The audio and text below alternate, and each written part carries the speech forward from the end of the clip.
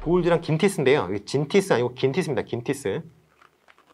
진티스라고 써놓은 책들이 있는데 반성하세요. 진티스 아니죠.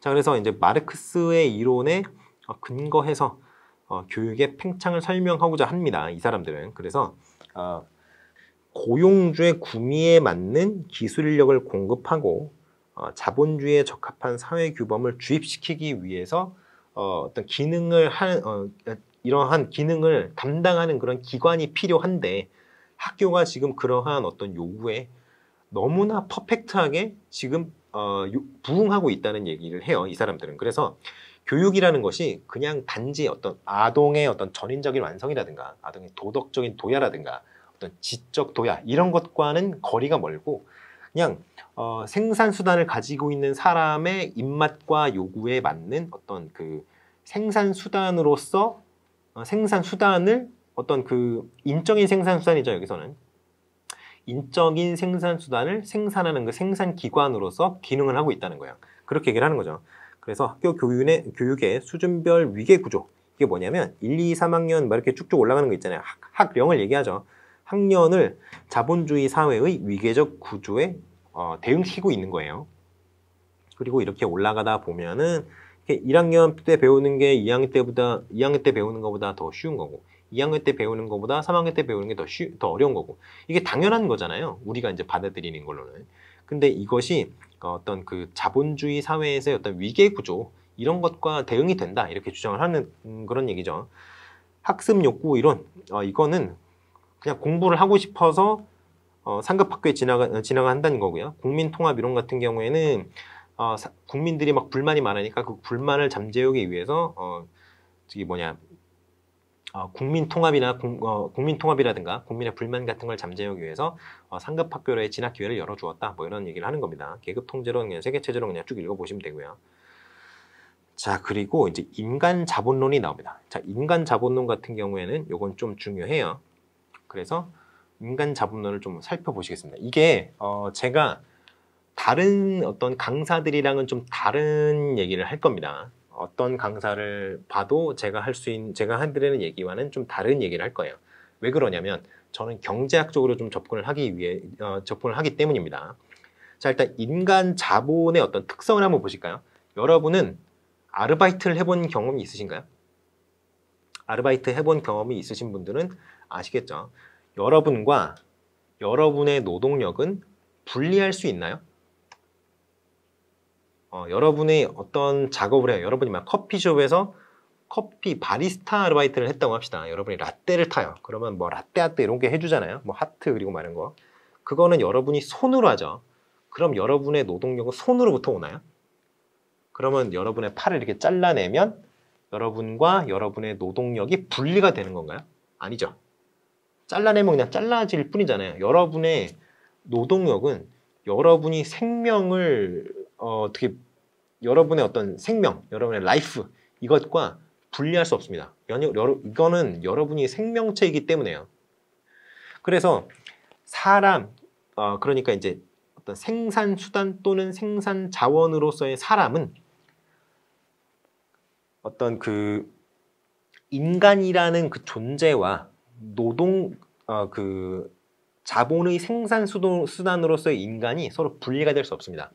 이거는 죽음으로써도 분리할 수가 없어요. 그냥 생명체 자체가 이를 통해서 자본을 생산하는 수단이기 때문에 그래요. 자, 그래서 인간과 인간의 생산 능력, 한마디로 노동력이죠. 노동력은 분리할 수 없다는 특성부터 출발을 하셔야 됩니다. 자, 그러면은 인간의 노동 능력, 생산 능력과 분리가 될 수 없다는 점을 가만히 생각을 해보시면 인간의 생산 능력을 향상시키기 위해서는 무엇을 해야 되나요? 자, 생산 능력을 향상시키기 위해서는 훈련을 시켜야겠죠. 인간은 배우면 익숙해집니다. 연습하면 익숙해져요. 무엇이든지 간에. 그래서 교육이나 훈련에 대한 투자를 통해서 어떤 개인에 대해서 훈련이라든가 교육이라든가 이런 것들이 제공이 되었다고 칩시다. 그런 경우에 개인은 능력이 향상되겠죠. 그런데 어떤 자기가 담당하고 있는 어떤 직무가 있을 거 아니에요. 그 직무에 대한 이해력이 상상이 되겠죠. 직무에 대한 이해력이 상상이 되면 생산 능력은 어떻게 되겠어요? 생산 능력도 향상이 되겠죠. 생산 능력이 향상되면 임금은 어떻게 될까요? 임금도 올라가겠죠. 그렇기 때문에 개인은 대체로 훈련이라든가 교육에 대해서 유인을 가집니다. 추가로 훈련을 받거나 추가로 교육을 받고자 하는 유인이 발생할 수 있어요. 무엇 때문에? 더 높은 임금을 획득할 수 있을 거라는 기대 때문에 그게 생깁니다. 그렇죠. 그런데 가만히 생각을 해보세요. 개인, 사람에 대한 훈련 기회를 제공하거나 사람에 대해서 어떤 교육 기회를 제공하는 데는 돈이 들어가죠. 돈. 그렇죠.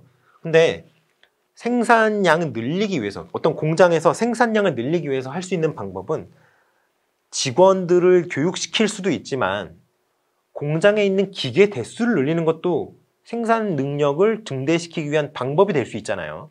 그래서 여기서 이제 사람에 대한 어떤 훈련, 교육, 이 프로그램을 제공을 해서 돈을 쓰는 거는 결과적으로는 공장에 기계 더 넣는 거랑 똑같이 투자의 개념으로 받아들여야 된다는 겁니다. 자, 일단은 그게 이제 인간 자본 형성에 대해서 어떠한 비용을 지불을 했을 때 어떠한 편익을 내가 가져갈 수 있겠느냐에 대한 비용 편익 구조라고 할 수 있겠어요.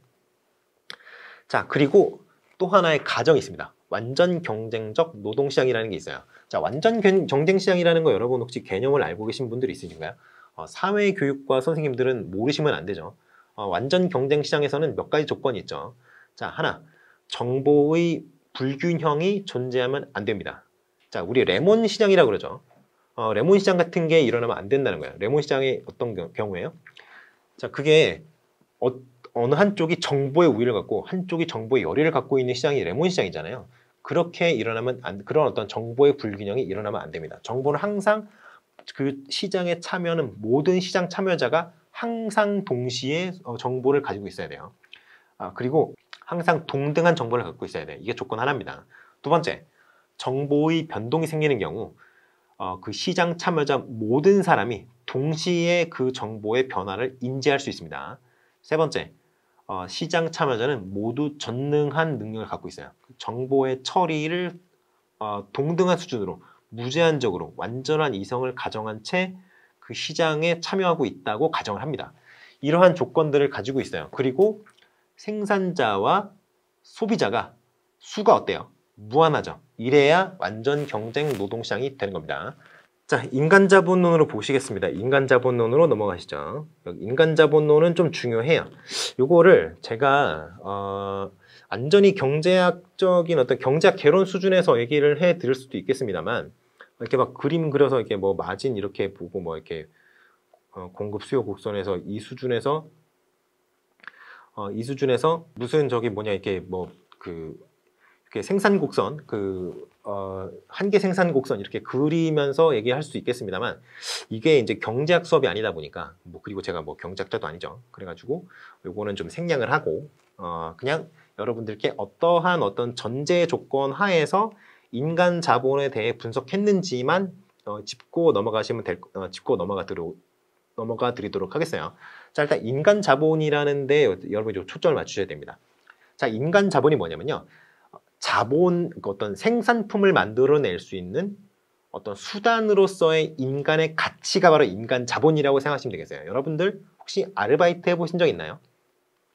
아르바이트 해보셨으면 여러분 자체가 노동력이죠. 그러니까 돈을 받는 거 아니에요? 근데 가만히 생각을 해보세요. 여러분의 어떤 그 생산 능력과 분리될 수가 있나요? 생산 수단으로서의 여러분과 여러분이 그냥 밥 먹고 똥 싸고 하는 그냥 인간으로서의 여러분이 분리될 수 있는지 가만히 생각을 해보세요. 자, 우리는 공장에서 여러 가지 기계를 사용해서 상품을 생산을 할 수가 있어요. 그렇죠? 그런데 이런 경우에는 상품을 생산하는 생산 수단과 그 소유자를 나눌 수가 있죠. 공장을 소유한 사람, 그 기계를 소유한 사람이 생산 수단을 소유한 거잖아요. 일반적으로는 그렇죠. 생산 수단의 소유자와 분리가 되는 게 정상이에요. 하지만 인간 자본 같은 경우에는 생명체잖아요. 그렇기 때문에 생산 수단과 그 생산 수단의 소유자인 인간이 분리가 될 수가 없습니다. 생명체이기 때문에 그래요. 그래서 이제 요까지가 인간 자본이라는 거고, 두 번째 비용 편익 구조로 넘어가 보시죠. 자, 가만히 생각을 해보세요. 그러면 여기 인간과 인간의 생산 능력이 나눌 수 없다 그랬어요. 그냥 서로 딱 붙어 있는 거죠. 그러면 이 생산 능력을 증가시키기 위해서는, 인간의 생산 능력을 증가시키기 위해서는 어떻게 해야 하는 게 좋겠어요? 교육을 시키거나 아니면 훈련을 시켜야겠죠. 왜냐하면 지금 어떤 생산물을 만들어내기 위해서는 생산 능력이라는 게 필요한데, 그거를 생산 능력을 어떤 생산 과정이 점점 익숙해질수록 생산 능력이 올라갈 거 아니에요. 그렇죠. 그렇기 때문에 교육이라든가 아니면 훈련이라든가 이런 걸 시키면 생산을 늘릴 수가 있습니다. 그렇죠. 근데 가만히 생각해 보세요. 이제 인간을 좀 생각을 떠나서 공장 입장에서 한번 생각을 해보시죠. 공장 입장에서는 생산물을 늘리고 싶으면 어떻게 하면 되냐면, 그냥 그 근로시간 늘릴 수도 있지만 공장에 기계를 더 설치할 수도 있지 않나요? 그렇죠. 아니면 지금 근로시간 늘린다 그랬죠. 그 생산 시간, 공장이 돌아가는 시간 늘릴 수도 있습니다. 근데 공장을 가동하는 시간이 늘어나는 결과적으로 임금을 더 많이 지불해야 된다는 소리고, 공장에 기계를 새로 들여온다는 거는 기계를 사와야 된다는 얘기잖아요. 아니면 빌려오기라도 해야죠. 자, 그렇다면은 아무튼 간에 생산량을 증가시키기 위해서는, 생산이 아니라 생산량이라고 합시다. 양과 어떤 그건 다르죠. 그래서 아무튼 그 생산량을 증가시키기 위해서는 돈이 들어간다는 거예요. 돈.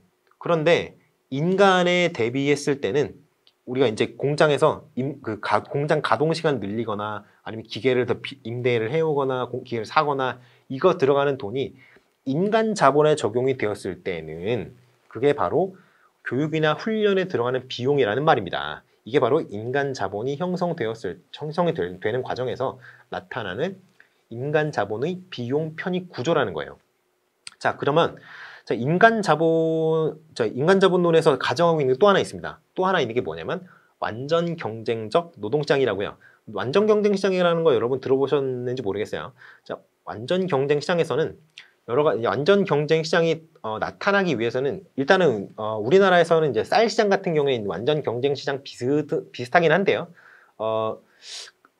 당연히 이제 완전 경쟁시장 아니고 완전 경쟁시장적 특성이 약간 나타나는 게 우리나라 이제 쌀 시장 정도라고 할 수 있겠습니다. 자, 완전 경쟁시장 같은 경우에는 조건이 여러 개가 있어요. 자, 일단 시장에 참여하는 사람의 수가 무한대입니다. 공급자나 수요자나 무한대로 있어요. 100명, 100명 이렇게 조그맣게 있는 게 아니고요. 뭐 2억 명, 3억 명 이런 식으로 우리가 카운팅할 수 없을 정도로 무한대의 경쟁자가 있습니다. 공급자나 수요자나 마찬가지죠. 두 번째, 그 모든 사람, 그 시장에 참여하는 사람, 공급자나 수요자나 어떠한 정보의 불균형도 나타나지 않아요. A가 아는 거는 B도 알고요. C도 알고 D도 알고 다 합니다. 모두가 알아요. 공급자건 수요자건 상관이 없어요. 세 번째, 정보의 불균형이 나타나는 그런 그런 사건이 발생을 한다면 그 시장에 참여하는 모든 사람들이 동시에 그것을 알아차립니다. 그렇게 세 가지 조건이 완전 경쟁 시장의 어떤 조건이라고 할 수 있겠어요. 자, 그래서 이러한 조건들을 가정을 하고 나서 그 위에서 이 노동자의 이 수요 공급 균형에서 노동자의 한계 생산력의 크기에 따라서 결정이 된다고 가정을 하는데, 그 임금이라는 게. 근데 이 임금이라는 게 이 한계 생산력의 크기에 따라 결정된다 그랬잖아요. 근데 한계 생산력이 바로 이게 마진이라는 개념인데, 이게 쉽게 말하면 한계 생산력이잖아요. 그래서 예를 들어서 이렇게 생각을 해봅시다. 여기 개수고요. 여기가 비용이라고 생각을 해봅시다. 여기 그냥 간단하게 비용이라고 생각을 해봅시다. 그러면 비용이 이 정도 들었을 때 이 정도의 개수의 생산품을 만들어낼 수 있었어요. 근데 이 원래는 원래 이제 한계 생산 체감의 법칙이라 그래서 물건을 하나 더 만들어낼 때, 여기 하나가 더 들어갈 때 이렇게 들어가는 비용이 이렇게 점점 커진단 말이에요. 그래서 이렇게 된단 말이죠. 생산하는 그 개수를 생산에는 되는 개수랑 한 개 더 생산할 때의 어떤 비용 간의 관계를 계속 그려보면은 생산 곡선 자체가 이렇게 변해요. 근데 이 교육을 받으면 이 비용이 들어가는 비용이 더 줄겠죠. 왜냐하면 생산 능력이 올라가니까요. 그러면 그래프가 이렇게 될 거 아니에요. 꼬부라졌는데 이렇게 될 거 아니에요. 그러니까 이 한 개의 생산력이 높을수록 점점 더 적은 비용을 들이고도 물건을 더 추가로 생산해낼 수 있기 때문에, 그렇기 때문에 임금을 더 받을 수 있게 된다는 거죠. 그런데 이 한 개의 생산력을 늘리는 데 필요한 것이 이 개인에 대한 어떤 교육이나 훈련에 대한 투자란 말이죠. 그렇게 생각을 하시면 되겠습니다. 이런 것 때문에 인간 자본론에서는 이 한 개의 생산력을 늘리기 위해서 어떤 그 학력이라는 여기 이제 학력이 교육이나 훈련에 의해서 이제 증가될 수 있는 거잖아요. 그렇기 때문에 학력 경쟁이 이런 것들 때문에 한 개의 생산력을 향상시키기 위해서 일어난다, 이렇게 보는 겁니다. 근데 이게 비판이 있어요. 일단은 노동시장의 완전 경쟁성이라는 게 있다고 그랬잖아요. 그 노동시장에 참여하는 노동의 공급자인 노동자랑 근로자랑 그리고 이제 사용자, 이 사용자의 수가 무한하다 그랬는데 그런 시장이 어디 있어요? 그렇잖아요. 그리고 뭐 정보의 완전한 뭐 균형 이런 게 어떻게 있어요? 그러니까 이것에 대한 어떤 가정에 대한 어떤 그러한 어떤 그 이상적인 상황에 대한 가정을 부정하는 데서부터 일단 시작을 합니다. 그러니까 정보가 일단 무제한적으로 공개되어 있고, 그리고 언제나 그런 정보를 획득할 수 있고, 참여하는 어떤 그 시장 참여자가 무한되고, 이런 가정이 말이 안 된다는 거죠. 그래서 이중 노동시장 이론이라는 게 인간 자본론에 대한 비판의 대표적인 이론 중에 하나예요. 자, 어떻게 생각을 하냐면, 자, 보세요. 1차 노동시장이랑 2차 노동시장이라는 노동시장이 있다라고 있는데, 이중 노동시장 이론에서는 얘기를 합니다. 그래서 1차 노동시장에 있는 근로자가 더 우위에 있는 노동자예요. 자, 이 사람들은 보시면 임금이 더 높아요. 왜냐하면 능력이 더 높으니까요. 그래서 1차 노동시장에 있는 사람들은 임금을 더 많이 받고, 2차 노동시장에 있는 사람들은 능력이 좀 떨어지기 때문에 임금 구조 자체가 더 낮을 수밖에 없어요. 그런데 1차 노동시장이랑 2차 노동시장이랑 그렇게 근로자들이 노동자들이 그렇게 왔다 갔다 거리는 게 쉽지가 않단 말이에요. 왜냐면 이제까지 쌓아왔던 훈련이라든가 교육이라든가 이런 역사가 지금의 그 사람의 한계의 생산력을 결정을 해왔는데, 그게 단시간에 어떤 교육 훈련으로 변할 수 있겠냐는 거죠. 안 변한다는 거예요, 쉽게. 그렇기 때문에 1차 노동시장에 일단 진입을 한 사람, 2차 노동시장에 일단 진입을 한 사람, 더 이상 큰 변화가 없다는 거죠. 여러분 생각을 해보세요. 여러분 친구들 중에 취업 준비하는 친구들 굉장히 많이 있죠. 그 친구들이 뭐라 그래요? 무조건 대기업에서 시작을 해야 된다는 얘기 많이 할 거예요. 이게 왜 그러냐면 중소기업에서 시작하면 계속 중소기업을 돌아다닐 수밖에 없단 말이죠. 그렇기 때문에 이 중소기업에서 시작하지 않고 대기업에서 시작하려고 많이 하는 이유가 어떤 타이틀 면에서 그런 것도 있지만, 이 1차 노동시장과 2차 노동시장으로 구분되는 그 노동시장에 대한 어떤 인사이트를 그분들이 본능적으로 깨닫고 있기 때문에 그런 얘기를 하는 거기도 합니다. 그러니까 결과적으로는 2차 노동시장의 교육자 같은 경우에는 추가적으로 교육이나 훈련을 받고자 하는 그런 유인이 별로 없는 거죠. 그렇기 때문에 이중 노동시장 이론은 인간 자본론에 대한 어떤 비판으로서 작용을 합니다. 두 번째, 선별 이론이라는 게 있어요. 자, 일단은 교육이나 훈련 자체가 생산성에 큰 영향을 안 준다고 봐요, 선별 이론 자체는. 그런데 이 선별 이론 같은 경우에는 이런 얘기를 합니다. 여러분 이게 취업 준비를 해보시면 이런 경우를 많이 보세요. 주변에서 그걸 많이 보셨을 거예요. 서류에서 광탈했다, 뭐 뜨거운 합격이다, 차가운 합격이다 이러면서 얘기하시는 거 많이 보셨죠? 서류에서 탈락했다는데 주목을 해볼까요? 서류에서 탈락하는 이유가 뭐예요? 그 기업에서 원하는 어떤 스펙이 없기 때문에 서류에서 탈락하는 거 아니에요? 그렇잖아요? 그런데 그 기업에서 서류에서 어떤 기업에서 이제 공채를 하는데 서류에서 통과했다는 거는 그 기업이 선호하는 특성들을 갖추고 있다는 얘기겠죠. 그거랑 똑같은 겁니다. 그래서 선별 이론에서는 어떤 노동자의 풀이 있어요. 노동자의 풀이 있는데 그중에 높은 임금을 받는 친구들은 기업에서 고용하는 사용자 있죠. 사용자가 선호하는 특성들이 있는 사람이고 그렇지 않은 사람들, 더 임금 수준이 낮은 사람들은 사용자가 선호하는 특성들이 없거나 부족한 사람들이 된다는 거예요. 그러니까 결국에는 학력이 높아질수록 기업에서 원하는 어떤 여러 가지 특성들을 갖출 확률이 높아지기 때문에 학력에 대한 경쟁이 일어난다. 그러니까 인간 자본의 인간 자본의 어떤 한계 생산성 이런 얘기가 아니라 결과적으로는 임금을 지불하는 사람 있잖아요. 임금을 지불하는 사람의 어떤 선호에 맞추기 위해서 학력 경쟁이 일어나는 거지 한계 생산성 얘기가 아니다라고 얘기를 하는 게 선별 이론이에요. 자, 신호 모형도 있습니다. 신호 모형도 선별 이론이랑 비슷한 내용이긴 한데요. 일단은 근로자가 교육이나 훈련을 받으려는 이유, 기업체 내에서는 연수 같은 걸 많이 하죠.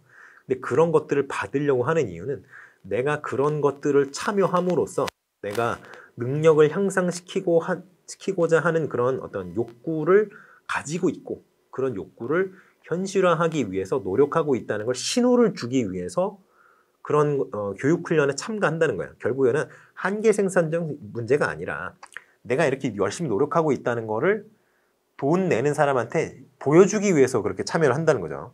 그래서 학력이라는 게 근로자의 능력을 간접적으로 드러내는 지표지 그렇게 한계 생산성을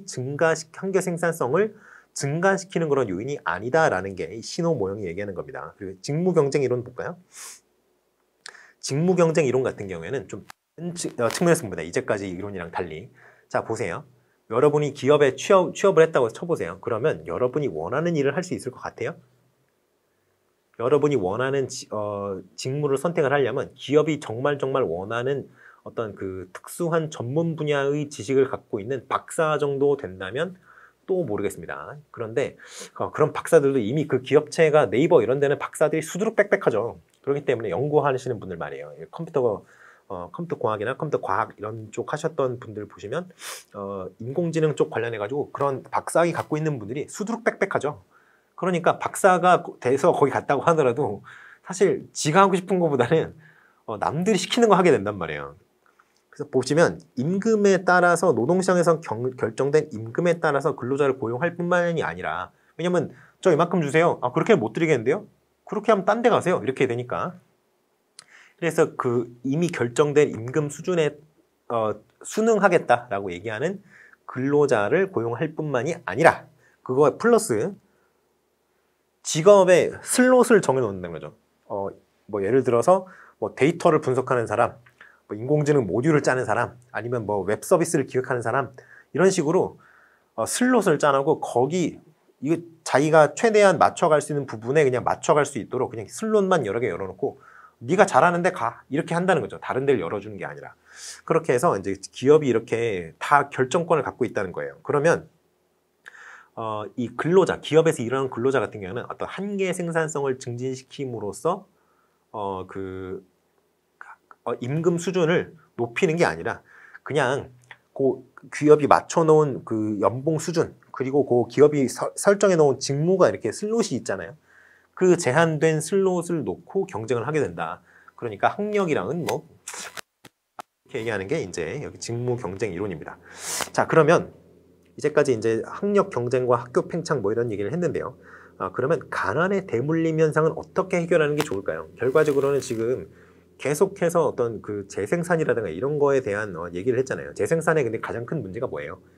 기존의 사회가 갖고 있던 어떤 사회 구조가 계속 반복적으로 재생산되기 때문에 그대로 물려지기 때문에 그 상류계층은 계속 상류계층에 머물러 있을 확률이 높고 하류계층에 머물러 있을 확률이 높고 한마디로 그 사회 계층 간의 어떤 계층 이동이라는 게 점점 사라지게 된다라는 게 이제까지 얘기했던 어떤 그의 어떤 주된 논의 중에 하나잖아요. 근데 그렇게 하는 게 바람직하지 않다는 건 누구나 다 알고 있으니까 그거를 해결하기 위해서 어떻게 할 것이냐 이걸 우리가 좀 생각을 해봐야 된다는 거죠. 자, 그래서 이거는 여러 가지가 있습니다. 그냥 좀 원론적인 얘기인데요. 선생님은 애들이 어떤 열등감이라든가 아까 간파, 제약 이런 거 보셨죠? 그렇게 생각하는 거를 막아야 된다는 거예요. 그렇게 하려면 아이들이 학습에서 자기 효능감을 느낄 수 있도록 도와줘야겠죠. 그리고 누구나 동등하게 대우를 할 필요가 있겠습니다. 간파와 제약이라는 게 굉장히 어떤 학교에서 일어나는 그런 어떤 그 집단 역동 그것에 대해서 그런 것들에 대해서 굉장히 좋은 인사이트를 제공하는데 그런 데서 생각을 해보면 동등한 대우라든가 편견 없는 대우 그리고 자기 효능감을 증진시키는 데 노력을 좀 해야겠죠. 학교 같은 경우에는 이제 보상적 평등 차원의 어떤 교육 프로그램을 운영하는 것이 좋겠죠. 그리고 교육청 같은 경우는 여러 가지 이제 다문화 학생들을 위한 어떤 그 학습 결손을 해결할 수 있는 프로그램, 다문화 학생들이 아니더라도 학력 수준이 기준치에 미달한 학생들이 학습 결손을 해결할 수 있도록 학습 결손을 좀 없앨 수 있도록 여러 가지 이제 프로그램들을 좀 운영할 필요가 있겠죠.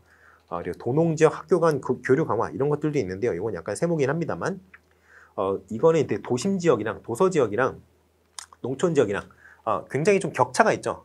학부모들의 어떤 직업이라든가 그 학습에 대한 어떤 관심의 정도라든가 우리나라 학부모들은 모두 다 누구나 자신의 아이들의 학업에 대해서 관심이 많아요. 근데 정도 차이가 있죠. 강남에 있는 아동들의 서초, 강남, 뭐 송파 이렇게 강남 3구 이런 얘기 하잖아요. 거기 사는 아이들의 부모님은 굉장히 아이들의 학습에 대해서 진짜 관심이 많으세요. 그런데 시골에 있는 아동들 같은 경우에는 그 다문화 가정 같은 경우는 실제 현실적으로 그런 측면에 대해서 관심을 쏟기가 어렵죠. 왜냐하면 시간도 일단 없고요. 왜냐하면 농사 짓고 뭐 하셔야 되니까 그렇게 관심을 쏟고 싶은데 하루 종일 밖에 나가서 일하다가 오면 너무 피곤하잖아요. 그러니까 그런데 신경도 못 써주고 숙제 같은 것도 못 도와주고 이런 환경적인 어떤 제약이 있단 말이에요. 그러니까 그런 어떤 다른 배경을 가진 아이들을 서로 이제 교류를 강화함으로써 좀 어떤 학습의 어떤 그 자연스러운 어떤 교환 효과라든가 이런 것들을 좀 노려보자라는 게 이런 프로그램인데요. 이건 사실 효과가 그렇게 없어가지고 이거는 좀 애매한 구석이 있어요. 그래서 세무라고 한 겁니다. 정부 같은 경우는 교육복지 투자 우선 지역이라고 이거 실제로 제도를 지금 하고 있어요. 그래서 이제 도서 산간 지역을 위주로 조금 더 교육 재정을 좀 배분을 하는 그런 어떤 정책을 펴고 있죠. 그리고 교육부의 균형 선발제도, 농어촌 자녀 특례 입학제도 이런 것들을 통해서 어떤 결과적인 평등도 일부 우리가 구현하는 것이 좋겠다라는 어떤 개념 하에서 이러한 프로그램들을 좀 운영을 하고 있습니다. 근데 이런 것들이 잘 운영이 되면 될수록 가난에 대물림 현상을 좀 해결할 수 있는 그런 방안이 될 수 있겠죠. 자, 교육 격차와 교육 평등 얘기 나왔는데 방금 전에 하던 얘기들 그런 것들이랑 좀 어느 정도 일맥상통하는 얘기입니다. 교육 격차로는 뭐 여러 가지 많이 있어요. 뭐 지능 결핍, 문화 결핍, 교사 결핍 뭐 그냥 딱 읽어보시면 되고요. 교육 평등 요게 아까 보상적 평등 그리고 결과적 평등 이런 얘기 나왔죠. 그거를 한번 보시겠어요? 자, 네 가지가 크게 있습니다. 허용적 평등 같은 경우는 아주 기본적인 평등이에요. 거의 사전적인 평등이라고 생각하시면 되겠습니다. 누구나 똑같이 공평한 기회를 받아야 된다. 근데 능력에 따라서. 그게 바로 허용적 평등이라는 거예요. 그리고 보장적 평등이라는 게 있어요. 이게 지리적인 어떤 경제적인 사회적인 어떤 장애 요인들이 있을 수 있잖아요. 아까 제가 다문화 가정 얘기도 했지만 도서 산간 지방에 있는 아이들 같은 경우에는 어떤 학습 기자재라든가 그리고 이제 그 컴퓨터의 보급률이라든가 이런 것들이 좀 낮아요. 강남 3구에 비해서 높을 수가 없잖아요. 그러니까 그러한 요인들로 인해서 학습에 장애가 생긴다면 그러한 학습 장애가 발생하지 않도록 최소한 어떤 퍼실리티 측면에서 없애줘야 되지 않는 것이 아니냐. 그런 측면에서 얘기하는 것들이 보장적 평등입니다. 조건적 평등 같은 경우가 이 학교 시설의 어떤 평준화 이런 거고요. 교사들이 계속 4년마다 또는 5년마다 전근 가잖아요. 순환 근무를 한단 말이에요. 그래서 서울 지역 교사 같은 경우에는 서울에도 A급지가 있고 B급지가 있고 이래요. 그래서 A급지 한 번 가면 B급지 2번 가야 되고 이런 식으로 하고 있는데 이런 순환 근무를 도입한 이유가 어떤 그 시설이라든가 가르치는 사람들이 계속 한 군데 모여 있으면 고인물이 된단 말이죠. 그러니까 그런 어떤 그 옛날에 잘 가르치는 교사가 있다면 잘 가르치는 교사가 이렇게 여러 지역을 돌아다니면서 계속 잘 가르칠 수 있도록 그렇게 하는 것이 이 순환 근무, 그 전근의 어떤 의의입니다. 자, 결과적 평등 보실까요? 배워야 할 것을 제대로 배워야 한다라는 그런 관점이에요. 쉽게 말해서 결과적으로 뭐냐면 정의 제2원칙, 차등의 원칙과 관련이 있습니다. 이건 좀 나중에 이제 여기 롤스 정의론 여기 참고자료 실어놨으니까 요거 보시면 되겠습니다. 요거 차등의 원칙 여기 있죠. 요거 보시면 돼요. 자, 그래서 요 결과의 평등을 위해서는 무엇을 해야 되느냐? 이게 바로 헤드스타트, 위스타트 이런 운동이 있어요. 헤드스타트 같은 경우에는 옛날에 그 미국에서 실행했던 그 교육 프로그램 중에 하나예요. 교육 운동이라고 해야 되네요. 해야겠죠. 그래서 이제 여러 가지 포괄적으로 서비스를 제공해서 어떤 학습 결손이 일어날 수 있는 그런 조건들을 좀 메꿔주자. 그렇게 생각해서 시작했던 개념이 바로 헤드스타트입니다. 요즘에는 No Child Left Behind라 그래서 NCLB 뭐 이렇게 운동 이런 것들도 있어요. No Child Left Behind 운동 뭐 그런 운동도 하고 있습니다만 아무튼 이거랑 딱 비슷한 개념이에요. 우리나라 같은 경우에는 위스타트라고 해서 이런 것들이 있죠. 위스타트 마을 만들기, 뭐 건강 지킴이 만들기, 희망의 집 꾸미기, 교육 출발설 만들기, 교육 후견인 맺어주기 이런 것들 좀 되게 의미 없어 보이는 운동이긴 한데요. 그래도 이런 운동을 안 하는 것보다는 그래도 낫죠. 그래서 이런 것들을 합니다. 입학 전에. 입학 후에는 이미 시작을 했어요. 공부를. 그러니까 특별지도, 방과 프로그램, 수준별 학습, 개별 학습 이런 것들을 통해서 학습 결손을 해결하려고 여러 가지 프로그램들을 운영하고 있죠. 졸업 후에는 대학 진학이 가장 중요하잖아요. 우리나라의 현실상 입시가 굉장히 중요하죠. 그래서 이제 특례 입학제도, 그 지역 균형 선발제도, 뭐 이런 것들을 운영을 해서 어떤 그 좀 부족했던 그 아이들의 노력과는 별개로 실제로 활용할 수 있는 자원 자체가 적다 보니까 어쩔 수 없이 그 경험할 수밖에 없었던 그런 교육 격차를 입시 제도를 통해서 해결을 해주기 위해서 그런 프로그램들을 운영을 하고 있는 거죠. 자, 평등성과 수월성 볼까요? 자, 평등성, 수월성인데요. 평등성 같은 경우에는 이제 예전에는 그냥 단지 그냥 기회의 평등 이렇게 기본적인 사전적 개념으로만 접근을 했다면 이제는 많이 외연이 확장이 되었죠. 그래서 어떤 그 기본적인 평등은 물론이거니와 그거에 플러스 어떤 그 공평성까지도 얘기를 하고 있습니다. 그래서 이렇게 사회적인 형평성과 효율성 차원을 둘 다 고려하는 그런 어떤 개념으로까지 확대가 되었어요. 그럼 수월성이 뭐냐? 이게 수월성의 엑설런스라고 하는데요. 엑설런스라고 하는데 퍼포먼스를 극대화하기 위한 것이라고 생각하면 돼요. 우리 교육의 기초 부분을 할 때 영재교육이라는 파트를 커버를 했던 거 기억하실 겁니다. 그때 나왔던 개념이 바로 수월성이에요. 그때 나왔던 게 뭐예요? 만인의 수월성이라는 게 있었죠. 그게 뭐예요? 어떤 사람이나 뛰어난 영역들이 있으니까 그러한 영역들에서 발휘될 수 있는 재능을 만개할 수 있도록 그렇게 도와주는 것이 만인의 수월성을 고려한 교육 프로그램이잖아요. 이게 비슷한 개념입니다. 여기 보시면 요거 영재교육이라든가 이게 뭐 이런 것들 영재교육이 옛날에는 진짜 고지능자를 위한 교육이었어요. 나머지들은 지능이 낮은 친구들, 진짜 막 천재같이 높은 친구들 빼고는 나머지는 다 그냥 뭐 찌끄레기 같은 그런 식으로 막 얘기를 했었단 말이에요. 근데 지금은 전혀 그렇지 않죠. 지금은 수월성 교육이라고 하면은 모든 아동들이 갖고 있는 그 꿈과 끼, 뭐 이런 것들 있잖아요.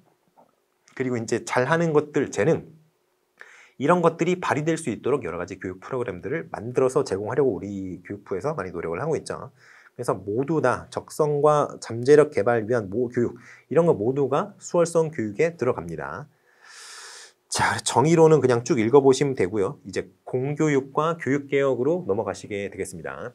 자, 공교육이 제가 교육행정할 때도 얘기를 드렸습니다만 공교육을 한번 간단하게 다시 한번 훑어보시죠. 자, 일단 지방교육당국 여기 가로 국가라고 하세요.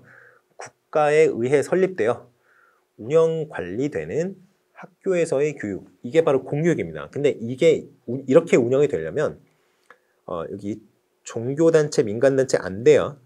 국가나 지방자치단체에서 어떤 국가나 지방자치단체가 설립 주체가 되어야 됩니다. 그 학교가. 그리고 재정 있잖아요. 그 교육 과정을 제공하기 위해서 학교를 운영을 해야 되는데 학교 운영에 필요한 어떤 재원이 바로 국가 또는 지방자치단체로부터 비롯해야만 공교육이라고 할 수 있어요. 자, 이거 그 우리 교육사 할 때, 서양교육사 할 때 배우셨잖아요. 의무교육 개념이 언제 등장을 했어요? 의무교육의 개념은 종교개혁기 마르틴 루터가 먼저 제안을 했어요. 왜 제안을 했죠? 만인 제사장설 때문에 제안을 했었죠. 그렇게 해서 쭉쭉쭉 발전을 하다가 국가가 관리하는 교육으로서의 개념이 드디어 등장을 하게 됩니다. 언제? 이게 바로 프랑스 대혁명 그 시기 전후로 해서 등장을 하게 돼요. 자, 공교육 제도 같은 경우에는 모든 국민이 참여를 해야 되고요. 모든 그 교육의 대상이 되는 나이에 그 대상이 되는 나이에 딱 맞는 아동들 모두가 참여를 해야 되고요. 전 국민이라고 했죠. 그리고 그 재원이 국가 또는 지방자치단체로부터 비롯되어야 하고요. 그리고 의무 교육이어야 합니다. 그러한 여러 가지 조건들이 있어요. 자, 기본 이념 보시면 이렇게 보편성, 평등성, 의무성, 무상성, 전문성. 우리 같은 경우에는 중립성, 이게 여기에다가 중립성이라는 단어도 들어가요. 이게 종교적 중립성을 얘기하는 건데요.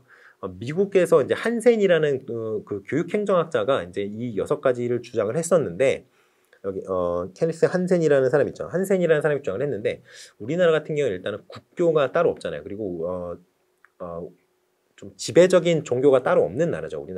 우리나라 같은 경우는 기독교와 가톨릭, 그리고 이제 그 불교, 이렇게 여러 가지 종교들이 다 서로 잘 지내죠. 뭐 그렇기 때문에 이런 것들은 우리나라랑은 잘 안 맞아서 우리나라는 5가지 정도의 이념이 잘 적용이 된다고 할 수 있겠습니다. 그래서 보편성, 이거는 누구나 교육을 받는다. 그리고 일반 교육이며 보통 교육이다. 이런 정도가 보편성의 개념이고요. 평등성, 이게 중요하죠. 그래서 여기 보시면 여기 국가가 계획하고 지원, 통제, 그리고 수혜의 기회가 균등하게 배분되는 원칙이 바로 평등성의 원칙이에요. 그러니까 여기 보시면 재원도 국가가 마련하고요. 그리고 전체적인 교육 과정도 국가가 만들어야 되고 관리 통제도 국가가 해야 되고요. 그리고 모든 사람을 대상으로 하는 그런 교육이 바로 공교육이다. 공교육의 평등성이다 라고 하는 겁니다. 자, 그리고 의무성입니다. 의무교육이죠. 나이가 차면은 안 가고 싶어도 가야 돼요. 무조건 가야 됩니다. 그리고 교육 의무의 주체가 셋입니다. 일단은 아이는 가야 되죠. 지가 학교에 가야 되니까 의무가 있는 거예요. 그리고 학부모입니다. 학부모는 애를 학교에 안 보내면 감옥에 가요. 그리고 국가, 무조건 아이들을 받아서 교육을 해야 되는 그런 의무가 있어요. 이 셋이 의무교육의 주체입니다. 누구라고요? 학생, 학부모, 그리고 국가. 이 셋이 의무교육의 주체가 되겠습니다. 직접적인 관련자죠. 그리고 무상성이 바로 재원을 국가 또는 지방자치단체에서 마련해야 된다는 겁니다. 다만 여기서 예외가 되는 것은 보충수업 같은 경우에요. 보충수업 같은 경우에는 수혜자 부담 원칙으로 이루어지는데 기본적인 교육과정의 운영과 그 실행에 들어가는 비용은 국가에서 모두 전액 부담을 하는 것이 공교육의 기본 어떤 틀입니다. 그리고 전문성 같은 경우는 가르치는 사람의 어떤 전문성이라든가 교육 과정을 계획하는 사람, 그리고 디자인하는 사람, 그런 사람들의 어떤 전문성이라든가 그런 것들이 필요하다는 거죠. 그리고 교육의 자주성, 중립성, 여기서 출발을 한다는 게 여기서 드러나는 거예요. 자, 그래서 일단은 종교적, 정치적 중립이 지켜져야 되고요. 우리 교육이. 그리고 어떤 편향적인 견해라든가 편견, 이런 것들이 우리 교육 내로 들어오면 안 되겠죠. 제가 생각하기에는 어떤 사상도 편향적으로 받아들여지면 안 된다고 생각합니다. 그 어떤 사상이 내 마음에 안 드는 사상이 있다고 하더라도 그거를 그렇게 생각하는 사람들이 있다. 마음에 안 들지만 비록. 그렇다고 해서 그 사람 보고 네가 하는 소리는 마음에 안 드니까 떠들지 마. 닥치고 있어. 이렇게 해서는 안 될 거 아니에요. 서로 마음에 안 드는 구석이 있지만 그 사람도 말할 자유가 있고 나도 말할 자유가 있잖아요. 물론 마음에 안 드는 건 어쩔 수 없겠죠. 근데 그러한 어떤 상대의 어떤 언론의 자유라든가 이런 것까지 모두 박탈하는 것은 말이 안 된다고 생각을 합니다. 아무튼 그래요. 그래서 교사가 전문적 지식과 식견 이렇게 뭐 필요하다 이런 것들이죠. 자, 그리고 공교육의 개혁 문제가 있는데요. 일단 공교육이 요즘에 이제 공교육의 위기라는 얘기가 나온 지가 벌써 20년이 넘었어요. 제가 한참 뭐 그 중학교, 고등학교 다닐 때도 이미 옛날부터 나온 얘기였죠. 그렇게 이제 공교육의 위기가 계속 지속이 됐던 것이 바로 전두환 대통령 시절부터입니다. 전두환 대통령이 웃기는 게 과외 금지 명령을 내렸어요. 그래놓고 지 애는 과외를 시켰죠. 그러면서 과외값이 천정부지로 뛰는 그런 사건이 있었어요, 예전에. 그런데 이렇게 그 과외라든가 이런 것들이 사교육이잖아요. 근데 사교육이 교육 서비스의 질이 전반적으로 공교육에 비해서 높을 수밖에 없잖아요. 왜냐하면 사교육 같은 경우는 강의를 제공하고 교육 서비스를 제공하는 입장이 굉장히 경쟁 시장입니다. 완전 경쟁은 아니지만 경쟁 시장이에요. 그러다 보니까 점점 그 서비스의 질이라든가 이런 것들을 높이기 위해서 많은 노력을 해오는데, 공교육 같은 경우에는 학교가 어떤 조직이에요? 학교 조직의 특성 기억나시나요? 교육 행정할 때. 학교는 온상 조직이죠. 경쟁이 없습니다. 그렇기 때문에 아무래도 교육 서비스의 질이 그렇게 향상되지 않고, 그리고 이제 교육 서비스의 어떤 포커스가, 학부모들이 갖고 있는 교육 서비스의 포커스가 학교에서 그래서 학원으로 자꾸 옮겨가게 돼요. 그러다 보니까 학교는 점점 어떤 교육의 어떤 그 질이 높이려고 노력을 하고 있으나 학부모들의 눈에는 차지 않는 그런 어떤 좀 안타까운 그런 상황인 거죠, 지금. 자, 그래서 그 공교육이 갖고 있는 여러 가지 문제점을 해결하기 위해서 여러 가지 노력을 우리가 하고 있는데, 어떠한 것들이 있는지 좀 알아보시면 좋을 것 같아요. 일단은 TQM이라 그래서 토털 퀄리티 매니지먼트, 총체적 질 경영이라는 게 있습니다. 여기서 보시면 교육 서비스의 질을 높이기 위해서 수업이라든가 생활지도라든가 학경이라든가 이런 전반적인 측면에서 여러 가지 고품질의 교육 서비스를 제공하기 위해서 노력 중이죠. 그리고 학교 재구조화라는 방식을 사용을 하기도 합니다. 이게 학교 단위 책임 경영제라는 게 도입이 되어 있어요. 몇몇 시범학교 같은 느낌으로 도입을 해서 전반적으로 다 확대를 하려고 했었는데, 이게 여러 가지 문제가 많아서 지금 뭐 이제 계류가 되어 있죠. 이게 언제 전국적으로 이것이 확산이 될지는 좀 요원합니다, 솔직히 말해서. 그런데 이제 이런 방법도 있다 정도로 알아두시면 좋을 것 같아요. 학교 단위 책임 경영제가 뭐냐면, 학교에 굉장히 광범위한 어떤 자율권을 부여를 합니다. 대신 책임도 지게 하는 거죠. 그래서 이게 이제 인사권이라든가, 이 교장은 포함되지 않아요. 근데 교원은 초빙을 할 수 있죠.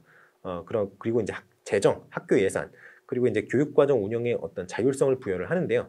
요거는 그 이후에 교육의 성과 같은 거를 측정하는 지표를 통해서 학교의 효과성, 효율성 이런 것들을 측정을 하는데, 여기서 탈락하게 되면은 재정지원을 못 받고 그 자율성도 그 어떤 자율권 이런 것들, 한정적으로나마 부여가 되었던 자율권들도 박탈되게 됩니다.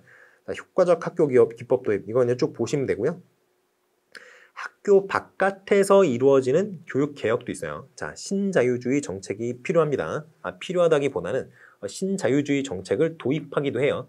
신자유주의가 굉장히 많이 이제 그 비판을 받고 있어서 이것이 과연 교육에 도입되는 것이 올바른 일인가라는 그 약간 회의가 있습니다만, 아무튼 신자유주의 정책이 좀 이렇게 도입이 되었던 적이 있었어요. 이런 것들이죠. 신자유주의 정책은 기본적으로 경쟁을 통해서 효율성을 제고하는 그러한 방식입니다. 그래서 마그넷 스쿨 같은 게 있었어요. 마그넷 스쿨 같은 경우는 여러 가지 교육 프로그램, 학교별로 어떤 특성화되어 있는, 특별화되어 있는, 굉장히 고도화되어 있는 그런 프로그램이라고 해야 되나요? 잘 구성되어 있는 프로그램이 있다고 소문이 나는 거예요. 그러면 그 프로그램의 수혜자가 되기 위해서 아동들이 그 학교에 지원을 하겠죠. 그렇게 아동들을 자석같이 쭉쭉 빨아들인다는 의미에서 마그넷 스쿨이라고 하는 겁니다. 근데 이게 문제가 뭐냐면, 마그넷 스쿨 같은 경우에는 아이들을 빨아들인다 그랬잖아요. 교육 프로그램이 좋아가지고. 그러면 그 주변은 어떻게 되겠어요? 그 주변에는 그 학교에 못 간 애들만 남을 거 아니에요. 그 학교 주변에 있는 다른 학교들은. 그래서 교육 공동화 현상이라는 큰 부작용이 나타날 수 있어요. 그래서 마그넷 스쿨이 사실은 쉽지 않다, 이렇게 말씀드릴 수 있을 것 같고요. 헌장 학교, 차터 스쿨이라고 있는데, 이거 계약을 하고 계약을 잘 준수했는지 평가를 받아서 그 이후에도 계속 그걸 유지할 수 있느냐, 뭐 못하느냐 이렇게 하는 그런 거고요. 바우처 제도도 있는데요. 바우처가 이제 어떤 그 비용을 지불할 수 있는 쿠폰이 바우처거든요. 그래서 이거를 이제 일단은 듣고 어떤 교육 프로그램 같은 게 있으면 아이들이 가서 듣는 거예요. 그리고 만족스럽다라고 평가를 해서 잘 되면은 정부가 사후적으로 그 비용을 지불하는 그런 제도가 바우처 제도입니다. 그래서 이제 일단은 그 쿠폰 제도랑 같이 쿠폰이라고 하니까 잘 모르시겠죠? 이렇게 쓰면 아시겠나요? 우리가 쿠폰이라고 하는 그건데요. 실제 발음은 쿠폰이죠. 쿠폰. 이렇게 씁니다. 쿠폰이에요. 이렇게 쓰면 되네. 쿠폰으로 발음을 하시면 좋을 것 같아요. 아무튼 이 쿠폰을 미리 이제 쿠폰북 같은 걸 줘요. 그래서 그걸 가지고 쭉 찢어서 냅니다. 그래서 애들이 어느 정도 이상, 뭐 80% 이상 출석을 하고, 뭐 시험을 봐서 뭐 100점 만점에 70점 이상 맞아요. 이렇게 되면은 정부에서 그 교육기관 같은 데다가 이제 사후적으로 비용을 지원을 해주는 거죠. 자, 그리고 자유취약제, 뭐 컴퓨터를 배정받고 뭐 각각의 학습 진도에 따라 교육을 받고요. 대안교육 확대하는 뭐 그런 방법도 있고, 성인교육, 뭐 평생교육과정 확대 이런 것들이 있습니다. 평생교육은 여러분이 쭉 읽어보시면 좋겠어요. 왜냐면 이 평생교육 개념이 제 책 여기저기 나오기는 해요. 근데 쭉 모아놓질 않아서 여러분이 뭐 개념 잡기 좀 힘들 것 같아요. 여기 쭉 모아놓은 거니까. 사실은 평생교육이 출제될 확률은 그렇게 높지 않기 때문에 여러분들은 중등교육을 담당하게 되시죠. 이 평생교육이 출제될 확률은 그렇게까지 높지 않기 때문에 그냥 여러분들이 참고로만 읽어두시면 되겠습니다. 자, 이제 마지막 다문화 교육인데요. 다문화 요거 하고 이제 끝입니다. 다문화 모형이 그렇게 뭐 여러분들이 많이 알아놓으실 게 없어요. 사실은 뭐 다문화 교육을 굉장히 뭐 그 강조하시는 강사분들도 있는 걸로 알고 있는데 그렇게까지 중요할까는 솔직히 모르겠습니다. 요즘에 교육부에서 계속 이제 강조하는 그런 어떤 교육 정책 중에는 다문화 정책이 약간 관심에서는 벗어나 있는 것 같아서 그렇게 강조를 하고 있지는 않습니다. 저는 일단은 차별 배제 모형이라는 게 있어요. 차별하고 배제한다 그래서 차별 배제입니다. 차별을 배제하는 게 아니에요. 차별하고 배제해서 차별 배제 모형입니다. 그래서 우리가 주류 사회, 우리 뭐 한민족 이렇게 얘기하잖아요. 우리는 유구한 역사와 전통을 가지고 있는 한민족이라는 하나의 민족이죠. 근데 사실은 개뻥인데 아무튼 그렇게 주류 사회, 우리나라 한국인의 기득권 이것에만 관심을 갖고요.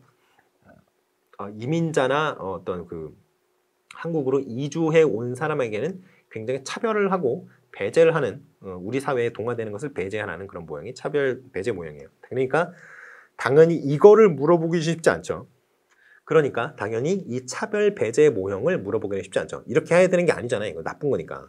자, 그 다음에는 동화주의 모형입니다. 동화주의 모형은 뭐냐면 우리 주류로 다른 데서 들어왔으면 그 주류가 되는 문화에 완전히 동화해서 살아가야 한다는 어떤 정책을 펴는 게 동화주의 모형이에요. 그래서 기존 사회의 문화에 동화시키려는 모형이죠. 그러니까 이런 경우에는 언어라든가 교육이라든가 이런 것들을 원래 당신이 갖고 있던 어떤 그 백그라운드, 그 마더텅 뭐 이런 것들을 다 포기하고 우리말 쓰고 우리 문화에 따라서 행동하고 우리 규칙에 맞춰서 행동해라는 그런 방식이에요. 자, 그래서 다문화주의 모형이 있습니다. 이 미국 같은 경우가 약간 다문화주의 모형에 많이 가깝죠. 요즘은 이게 그 미국 시민들도 미국 사람들도 약간 동화주의 모형으로 자꾸 되돌아가려는 그런 일들이 그 어떤 현상들이 많이 보여요. 이게 왜 그러냐면 살기가 빡빡해서 그렇습니다. 사람이 배가 부르고 손에 쥔 게 많으면 굉장히 너그러워져요. 근데 요즘에는 미국도 굉장히 경제가 안 좋죠. 그러다 보니까 이런 동화주의 모형 같은 약간 국수주의적인 측면이 나타나는 그런 것들이 있어요. 실제로는 동화주의 모형도 아니고 차별배제 모형에 가까운 그런 행동들이 나타나기도 하죠. 동양인이 길거리 걸어가다가 막 흑인한테 막 아무 이유 없이 막 쳐맞고 막 이러죠. 굉장히 불쾌한데요. 같은 동양인으로서. 아무튼 뭐 그렇습니다. 그러한 어떤 모습들이 나타나는데 그게 다 먹고 살기 힘들다 보니까 관대해지지 못해서 그래요. 미국 경제가 좀 잘 되었으면 좋겠습니다. 그래야 우리나라 사람들 미국에 가서 사시는 분들 안전하게 사실 수 있지 않겠어요? 거기 가서 뭐 엄청 부자로 사시는 분들도 별로 없을 텐데. 아무튼 그래요. 자, 다문화주의 모형 같은 경우는 다른 나라의 어떤 고유한 그 출신국의 고유한 문화라든가 언어라든가 이런 것들을 어느 정도 다 인정을 해줘요. 그렇게 하는 것이 이제 다문화주의 모형이라고 하겠습니다. 근데 이게 다문화주의 모형이 이것도 사실은 두 가지가 있습니다. 이게 동화주의 모형은 주류 사회에다가 동화시키는 거잖아요. 원래 색이 나타나지 않는 게 동화주의고요. 다문화주의 모형도 멜팅 팟 모형이 있어요. 멜팅 팟은 뭐예요? 팟이 주전자잖아요. 멜팅 팟이라 그러는 게 뭐예요? 결과적으로 하나에 모여서 다 새로운 하나의 문화를 형성하도록 하는 그런 어떤 그 정책이 멜팅 팟 정책이고요. 그거 말고 샐러드 정책이라는 게 있어요. 그 샐러드 같은 경우는 어때요? 모자이크 모형이라고도 하는데 샐러드 같은 경우는 어때요? 그 어떤 그 인그리디언트들이 그냥 하나하나 우리가 구별하고 우리가 집어낼 수가 있죠. 이렇게 녹아있는 게 아니잖아요. 그렇게 그 각각의 특성을 다 갖고 있되 공존하게 하는 거, 그게 이제 모자이크 모형 또는 샐러드 모형 이렇게까지도 얘기를 합니다. 자, 우리나라는 이제 차별배제 모형과 동화주의 모형, 다문화주의 모형 이런 것들이 막 섞여서 나타나요. 일단 정책적으로 공식적인 정책으로는 2, 3번인데 1번이 사실은 많이 나타나죠. 실제 우리나라 시민들 사이에서는. 그렇습니다. 다문화 교육의 종류는 이런 것들이 있어요. 소수자 적응 교육, 정체성 교육, 상호 이해 증진 교육, 다문화 사회 구성원 교육 이런 것들이 있습니다. 자, 교사는 다문화 사회, 우리나라 이제 다문화 사회예요. 사실은 몇 년 전에 3년인가 전인가요? 3년인가 4년인가 전에 맞나? 확실하지 않은데 기억이 확실하지 않은데 이제 그 다문화 가정 아이가 처음으로 군대에 갔었죠. 이제 제대했을 거예요. 이제 제대를 했든지 아니면 소집 해제를 했든지 뭔가 했을 겁니다. 전역을 했을 텐데 이제 그 다문화 가정의 아이들이 예전에는 원래는 군대를 안 갔어요. 그런데 이제 간단 말이죠.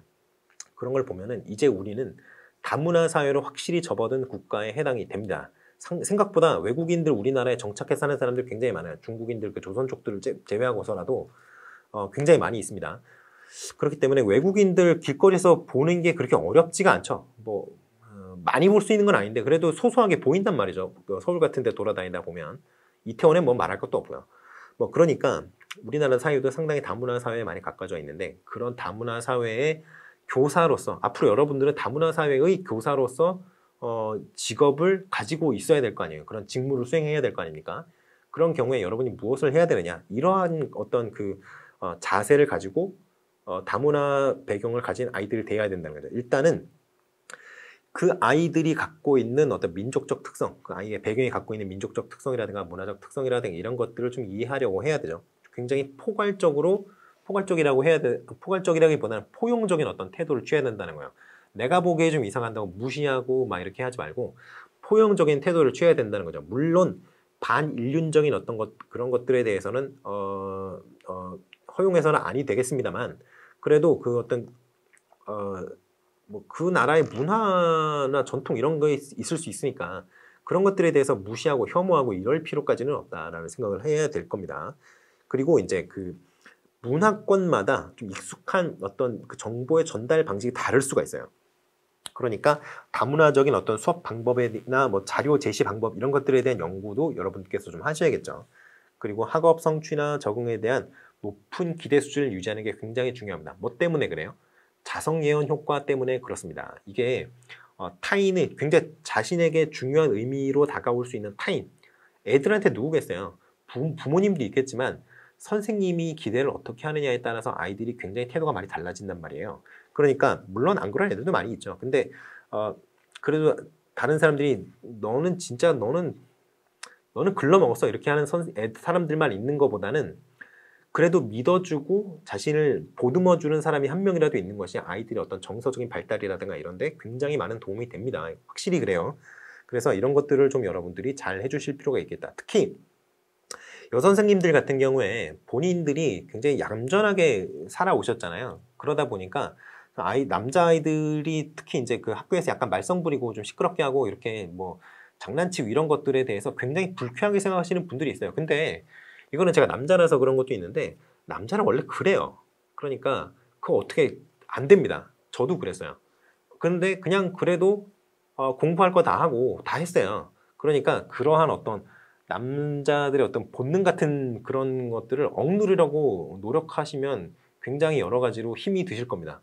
본인도 힘들고 아이들도 힘들고 서로 갈등만 일어나고요. 적당한 수준이라면 그냥 내버려 주세요. 걔네들도 다 사람이기 때문에 생각이 있습니다. 그러니까 그런 것들은 좀 여러분이 좀 아량 있게, 여러분이 성인이잖아요. 아이들이고. 그러니까 좀 여러분들이 좀 그런 쪽에 대해서 좀 포용력을 발휘할 필요가 있지 않겠나, 이런 생각을 좀 해봅니다. 자, 그리고 역동적이고 참여적이고 개방적인 수업, 협동학습 같은 경우가 그렇죠. 팀학습 같은 경우에 그렇단 말이죠.